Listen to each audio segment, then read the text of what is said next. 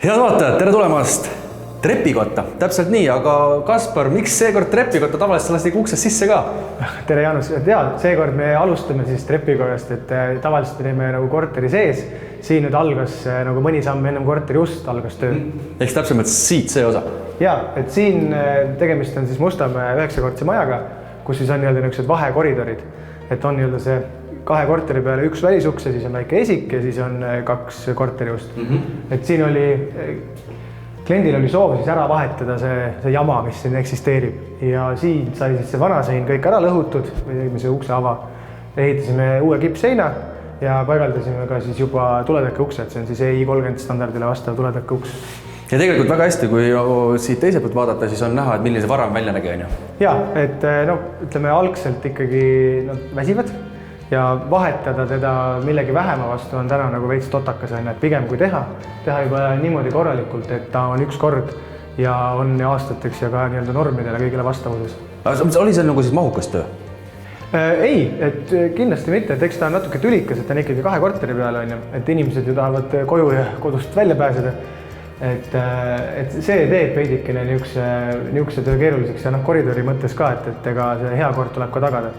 Et ei saa lubada seda, et kogu aeg on risu laiali, et tuleb endalt ikkagi puhtust hoida.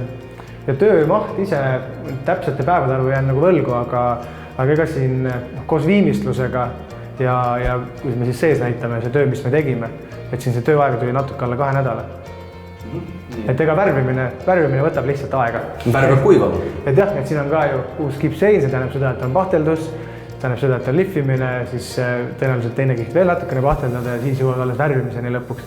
Ja värvida samamoodi 2 kihti, et kui on niisugused väiksed mahud, et sa võid küll hommikul ära värvida, aga päev otsa nagu juures passida oodata, et värv kuivab, keegi ei tee, et siis saab mõne teise järguga edasi liikuda ja siis järgmisel päeval seda lõppvärvi peale kanda. Ja ega tegelikult tööd tuli teha ka just korteris sees ja täpsemini rõdu peal? Just nii, et siit ka natukene ulatasime uksest välja, et sai pandud uus, kuidas on aknalaud, ei saa öelda, et laud ukse alla ja siis sees ja, et rõdu seinad on kunagi tehtud, aga nüüd said siis ilusti üle värvitud ja paigaldatud siis laudis, nii siis põrandale kui ka sinna vastasseina. Ja samamoodi uus aknalaud ka, et kõik on ilus värske ja värskelt värvitud, et nüüd on siin mõnus nautida seda mändide õõtsumist siin rõdu peal rahulikult. Ja kogu tegelikult asja mõte oli ju see, et korter saaks ruutmeetreid juurde, et saaks ka mõnusalt aega veeta rõdu peal, on ju? Ja, et rõdud muidu ongi ju alati mõnus lisaväärtus, on ju, aga kui ta ei ole nagu funktsionaalselt lahendatud, siis kui palju seal käiakse, on jälle ise asi. Et siin nagu on need klaasid paigaldatud, see annab kohe nagu selle tuuleefekti eest kaitset, annab ka nagu soojemat tunnet. Ja lisaks on siis nüüd laudis, sul on siin mõnus olla, saad siia ikkagi paljalaga ka peale astuda ja kuna on kaetud, siis saad siin ka päriselt nagu aega veeta ka siis, kui nagu vihma juba sajab ja võib-olla ei ole nii soe. Ja samamoodi ma saan see teise poole aknalaud sai ka teadlikult siis peremehe, perenaise poolt valitud, et sinna saaks asju panna, miks mitte taimed? Ja, et absoluutselt, et nüüd ta on ju ikkagi silepind, et kui muidu aknalaud on väikse kalde all just, et rõdud on ju tavaliselt siin ju avatud rõdud originaaliseks, et on ikkagi mõeldud rohkem nagu vee ära juhtimiseks, siis kuna see funktsioon on nüüd viidud sinna selle klaasi peale, et siis sai seda aknalauda nagu funktsionaalsemaks tehtud. Et ka, et jällegi saad oma kohvitassikest toetada, võib-olla väikse piruka panna laua peale, väga mõnus on.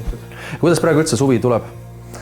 Suvi on ehituses ikka kiire, et tõuseme, et tööd on sama kasvavas tempos nagu ehitushinnad poodides ja ehitusmaterjalidel. On ka hinnad kõvasti tõusnud?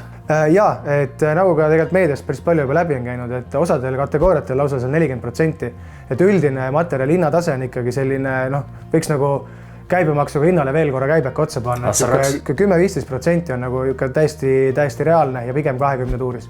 Aga tasub ikkagi ühendust võtta remondifirmaga?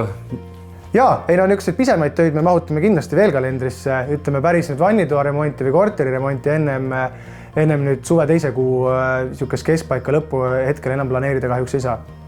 Aga kuigi suvi on juba suhteliselt keeruline pikema töö puhul, siis sügis on ju veel lai ja pikk, et sinna on aega kõvasti ja et kellel soovi on, planeerime rahulikult ette, saate oma materjalid, soovid, värvid, mis iganes sandtehnikad vannitubade jaoks rahulikult aegsasti ette ära varuda ja tuleme hakkama igal ajal tööd tegema, nii et ei jää midagi Koduleht ja siis võib ka tegelikult otse helistada.